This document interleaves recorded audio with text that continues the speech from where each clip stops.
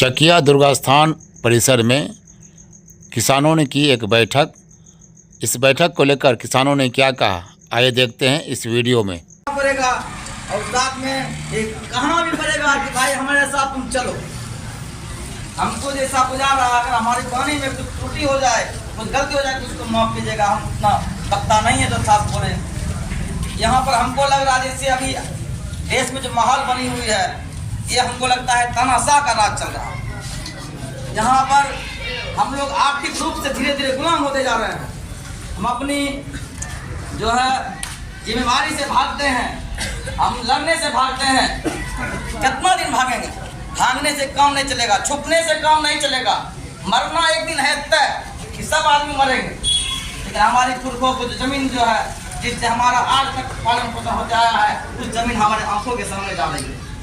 लेकिन यहाँ जो है जितना भी आदमी है रसीद काटना बंद कर दिया है और उसका जो है संनिबंधन निकाला भी नहीं होता। अब इधर केस चला दिया हम लोग को मलीपुर मोहल्ले में जमाबंदी रद्दी का चरण के लिए। हम लोग उसमें उपस्थित हुए और जिसको जो बना वो अपना जवाब दिया। जो जवाब दिया उसको भी, जो नहीं दिया उसको भी, सबको बिना मैंने भीड़ में बल्कि हमारी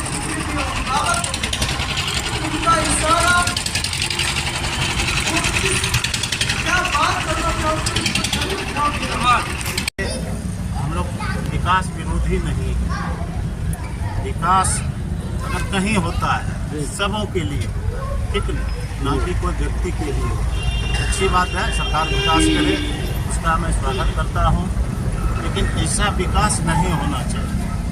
सरकार से मैं यही मांग करता हूँ, जिस तरह मेरा जमाबंदी आपने निरस्त कर दिया है, उसी तरह से मेरा आधार भी आप निरस्त कर दीजिए और हमको रिफूजी के तरह रोड पर छोड़ दीजिए।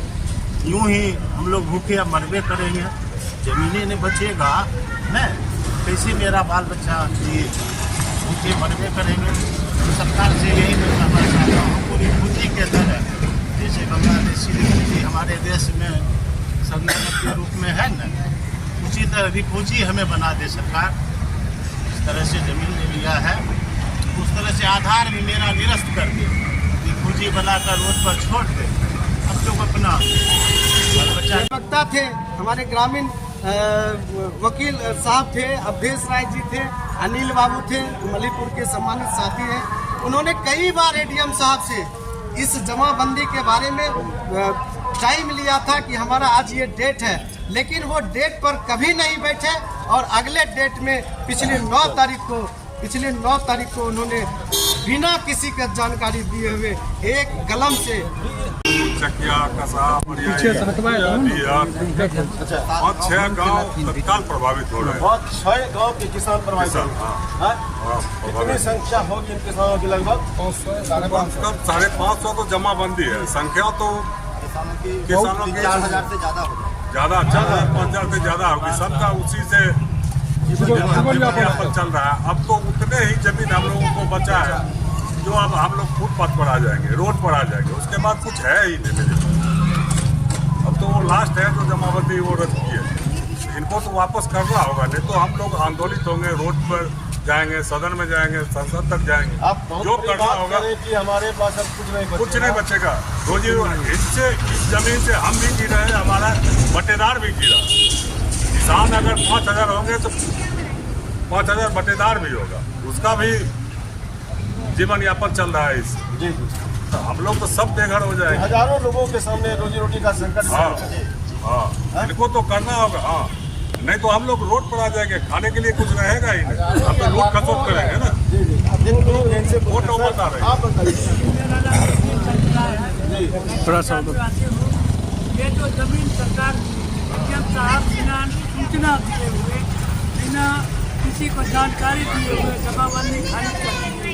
अगर ये जमीन चली जाएगी, कसाब बरजाही, चकिया, मलीपुर भी है, इसमें हजार के जो किसान हैं वो भूखे मरे। उनका यही एक रोजी का साधन है, इस रोजी के ऊपर हमारा बाल बच्चा जीते। अगर ये ले लेते हैं तो हम लोग फुटपाथ पर आ जाएंगे। जमीन के लिए हम लोग संघर्ष कर रहे हैं। जमीन को सरकार को छोड़ना पड़ेगा, किसी भी कीमत पर हम इसको छोड़ेंगे नहीं। आंदोलन जो हो, मरना हो मारना हो तैयार। रद्द कर दिए।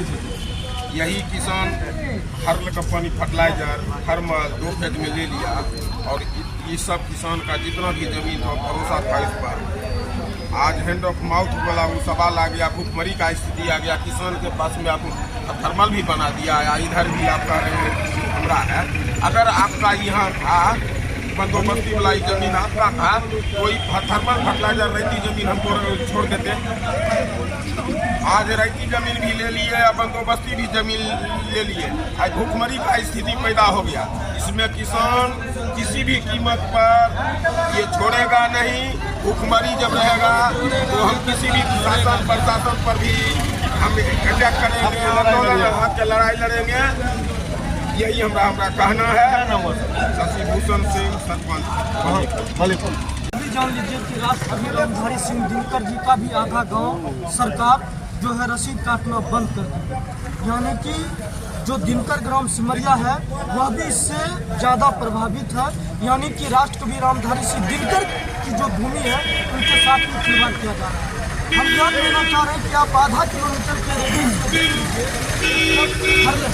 जितना थर्मल है TNTPC सब कुछ जो जमीन है वो किसान ही दे रही है और इतना दे दी है कि अब जिस पर हमारा जीवन यापन निर्भर है उसे अब जबरदस्ती जो छीनना चाहते हैं। और हम लोग अब सड़क पर आ गए हैं और हम जिला प्रशासन का यह अवगत करवाना चाह रहे हैं कि हम लोग अब इस और रुख कर लिए हैं कि जो जिला पदाधिकारी जी का जो कैंपस है वो आने वाले समय में हम लोग शांतिपूर्वक बैठ जाएंगे। जब तक हमारी जमीन वापस नहीं करेगी तब तक हम वहाँ से उठेंगे नहीं, उस धरने पर बैठे रहेंगे शांतिपूर्ण तरीके से। हम उसी तरह से हमारे सिमरिया मौजा के अंतर्गत 458 खाता वह भी जमीन हम लोगों का वो बंदोबस्त से प्राप्त हुआ, उसका रसीद नहीं काट रहे हैं। इससे पहले 3-4 वर्ष पहले इसका रकबा कितना? उसका हम लोगों के पास रकबा 500 बीघे का। 500 बीघे? 500। इधर 1500 बीघे का है। इधर 1500 बीघे का। और उस पर जो कवाला खरीद बिक्री होता था उसको भी बंद कर दिया। तो ये कब से हुआ? ये हमारा हम लोग के ज़मीन का जो रसीद है वो 3 साल पहले कट रहा। 3 साल के बाद से इधर रसीद काटना बंद कर दे। आप लोग का पहले से रसीद कटना था? 20-25 तक ये सिमरिया मौजे की बात है। ये सिमरिया उनका मलिकपुर मौजे का है, उसी कैटेगरी का हम लोगों का भी जमीन है। वहाँ भी एक समस्या है। हम लोगों के भी साथ समस्या है कि हमारा जमीन और इन लोगों का जमीन जो है सो एक आरी में, एक आरी इधर पूरब से ये लोग हो गए, पश्चिम से हम लोग हो गए। तो हम लोगों का इधर रेलवे लाइन से पूरब 50 बीघे का ज़मीन पड़ता है, उससे हम लोग भी प्रभावित। वहाँ भी संख्या अच्छी खासी होगी? अच्छी खासी हम लोगों की संख्या है और हम लोग भी उसी पर निर्भर करते हैं। हम लोग भी किसान हैं और हम लोग का जीने का मात्र वही एक व्यवस्था। क्या नाम है? मेरा नाम शशि भूषण यादव।